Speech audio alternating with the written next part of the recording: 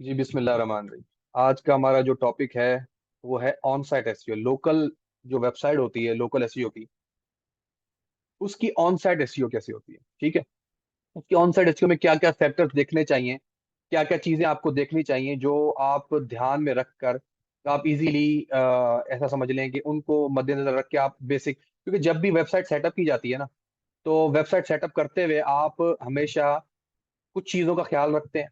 ठीक है, जो कि बहुत इंपॉर्टेंट हैं, वो आप उनके साथ लाजमी आप उनको मद्देनजर रख के काम करेंगे। ठीक है, तो आज सबसे पहली, आपकी वेबसाइट पे एसएसएल इनेबल होना चाहिए। बिल्कुल छोटी बारीक चीजें हैं लेकिन बहुत इंपॉर्टेंट है। ठीक है, आपकी वेबसाइट पे एसएसएल एक्टिव होना चाहिए।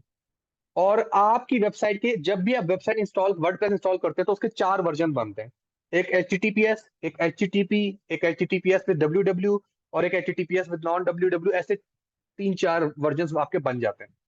आपने वर्डप्रेस के अंदर इसका एक तरीका होता है। आप जो सेटिंग्स में जाके अपना जो प्रेफर्ड वर्जन है, यानी कि एच के साथ जो भी डब्ल्यू लगाना चाह रहे हैं या नहीं लगाना चाह रहे, वो वर्जन आपने वहां डालना है। और इन सब को रीडायरेक्ट करने के लिए रियली सिंपल एसएसएल का प्लगइन आप इंस्टॉल कर लें, तो ये सारे वर्जन एक ही दफा। और इन्हीं के ऊपर आपने गूगल सर्च कंसोल को, जो प्रेफर्ड वर्जन है, जो प्रेफर वर्जन है, जो यानी कि जो एच के साथ आपका होना चाहिए, उसी को आप गूगल सर्च कंसोल में ऐड करेंगे। उसी के ऊपर गूगल सर्च कंसोल इंस्टॉल करेंगे। उसी के ऊपर आप गूगल एनालिटिक्स इंस्टॉल करेंगे। उसी के ऊपर आपने बिंग वेब मास्टर का भी इंस्टॉल करना है। ठीक है, ये चेकलिस्ट आप अपने पास बनाते जाएं। ठीक है, मैं इंशाल्लाह आपके साथ शेयर भी कर दूंगा किसी दिन। उसके बाद जब आप ये कर लेंगे तो आपने अब डिजाइन वगैरह बेसिक, अब वेबसाइट तो बन चुकी होगी, ये चीजें आपने कर ली। आप रैंक मैथ यूज कर लें, आप योस्ट यूज कर लें, इट्स अप टू यू। मैं ज्यादातर अब रैंक मैथ यूज करता हूँ अपनी। बाकी आप योस्ट भी कर सकते हैं, कोई फर्क नहीं पड़ता ज्यादा। ठीक है, तो रैंक मैथ की थोड़ी एपीआई का मसला है, वो एपीआई जल्दी पिंग करती है सर्च इंजन को, तो वो एक अच्छा चल जाता है। कोई फर्क नहीं है खास, इतना कोई खास, लेकिन रैंक मैथ अच्छा चल रहा है। ठीक है, रैंक मैथ आप कर लें। आपने गूगल एनालिटिक्स भी कर लिया, गूगल सर्च कंसोल भी कर लिया। उसके बाद आपने देखना है आपके मेन्यूज जो है वेबसाइट के, उनमें आपके मेन पेजेस हो, यानी कि होम पेज लिखा हुआ हो, सर्विसेज का टैब हो, सर्विसेज के टैब में जो रेलेवेंट मेजर सर्विसेज हो प्राइमरी लोकेशन के साथ, वो वहां पे मेंशन हो। अबाउट अस, कॉन्टेक्ट अस और कॉन्टेक्ट कॉन्टेक्ट का नंबर वहां पे होना चाहिए। कॉन्टेक्ट अस ना भी डालो तो वहां पे कॉन्टेक्ट का नंबर होना चाहिए आपको। या आपकी लीड्स जो है आप कॉन्टेक्ट अस पेज के थ्रू लेना चाह रहे हो तो वहां पे कॉन्टेक्ट अस का टैब होना चाहिए मेन्यू में। ठीक है, ये हो गया मेन्यू, और वहां पे लोगो लगाना चाहिए, आपका लोगो लगाना चाहिए। ठीक है, ये हो गया हेडर। फुटर पे आ जाए, ये बेसिक चेंजेस है, बिल्कुल बेसिक बेसिक चेंजेस है। फुटर में आपके मेन पेजेस होंगे, about us, contact us, privacy policy, terms and condition, ये पेजेस होंगे। आपका जीएमबी है तो उसका मैप डाल दें आप उसमें वहां पे। नैप डिटेल्स, आपने नैप डिटेल्स लोकल एसईओ में आपने बहुत सुना होगा, name, address and phone number, वो आपने फुटर में लाजमी डालना। यानी कि आपका जैसे ये सेविंग ग्रेस प्लम्बिंग था, इसका बिजनेस नेम जो जीएनबी में नेम है, वो उसकी बात कर रहा हूँ, वो नेम डालना है। जीएनबी में जो नंबर है वो नंबर डालना है, नंबर क्लिकेबल होना चाहिए। एड्रेस है वो एड्रेस डाल दें। अगर पब्लिक ईमेल है तो ईमेल भी वहां पे डाल दें। तो ये नैब डिटेल्स हो जाएगा। तो ये एक पावरफुल सिग्नल होगा जीएमबी को। समझ ले, एक किस्म की जीएमबी की साइटेशन बन जाएगी। ठीक है, तो साइटेशन की जब हम बात करेंगे ऑफ पेज में तो आपको समझ आ जाएगा जीएमबी में, तो ये लाजमी आपने करना है। होम पेज के अंदर अगर आप सर्विस पेजेस को भी जगह बचती है, ऑब्वियसली बचेगी, वो भी वहां भी डाल दें। ठीक है, किसी को वहां से भी आवर्स भी डाल दें। मैप की जगह है तो गूगल जो आपका जीएमबी का मैप है वो भी ऐड कर दें।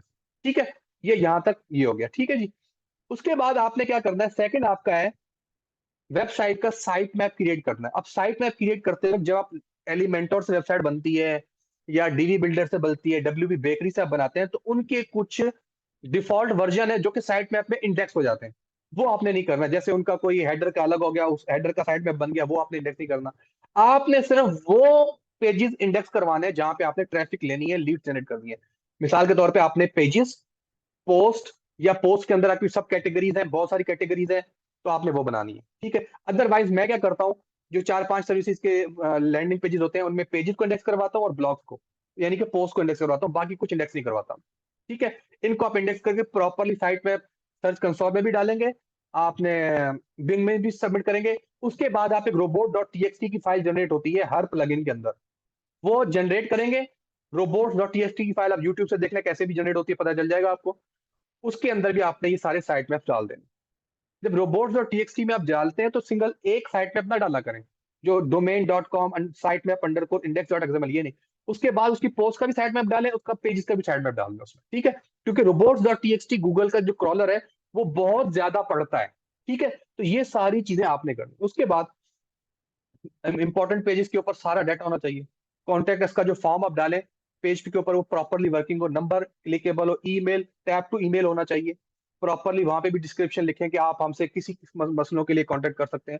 कॉन्टेक्ट अस के पेज के ऊपर आपने अपनी जीएमबी का एड्रेस लाजमी डालना है, ये फर्ज है आपके ऊपर, ठीक है। फुटर में डाल दिया, लेकिन कॉन्टेक्ट अस पे भी आप लाजमी डालेंगे, ठीक है जी। उसके बाद आपने नैप डिटेल्स भी होगी आपकी, मेन्यू ऑप्टिमाइजेशन भी आपकी हो गई। और उसके बाद आप कोई भी, अब जब आप इंडेक्स के लिए डालेंगे तो आपके पास कुछ कवरेज इशू आ जाते हैं गूगल सर्च कंसोल में। वो जो रेलेवेंट है आपसे, कुछ तो इरेलेवेंट आ जाता है ना, जैसे सी टैप हो गया, उनको छोड़ के जो रेलेवेंट है, कोई इमेज ब्रोकन है, कोई 404 आ रहा है, कोई 301 आ रहा है, रीडायरेक्शन का एरर आ रहा है, तो वो आपने वहां पे फिक्स कर देने। इंटरलिंकिंग आप धारी देख लेंगे, इंटरलिंकिंग में कोई इशू नहीं आना चाहिए, ठीक है।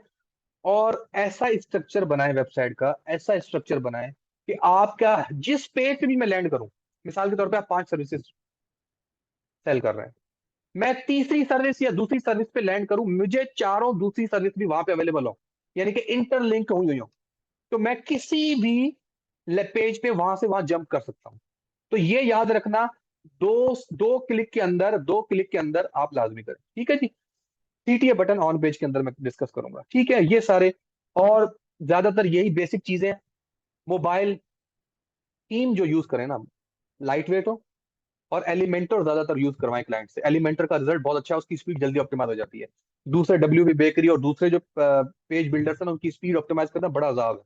लेकिन उनकी भी जाती है, डेवलपर उनकी भी कर लेते हैं, लेकिन आप कोशिश करें आप सिर्फ उनकी करें जिनका जो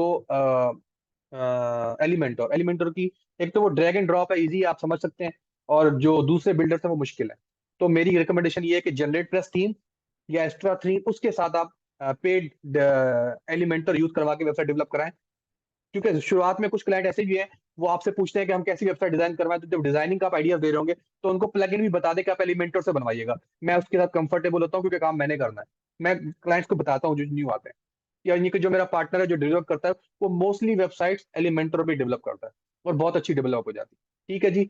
ये थी आपकी ऑन पेज ऑन साइट की चेकलिस्ट, ठीक है। इसके बाद हम नेक्स्ट जो सेशन होगा, उसमें हम प्रॉपर ऑन पेज एक एक चीज ऑन पेज की, from header to footer, landing page कैसा होना चाहिए, सीटीए बटन कैसा होना चाहिए, पब्लिक, हम एक स्क्रीन शेयर करके आपको बताएंगे। नेक्स्ट सेशन का वेट कीजिएगा जी। बहुत बहुत शुक्रिया आपका।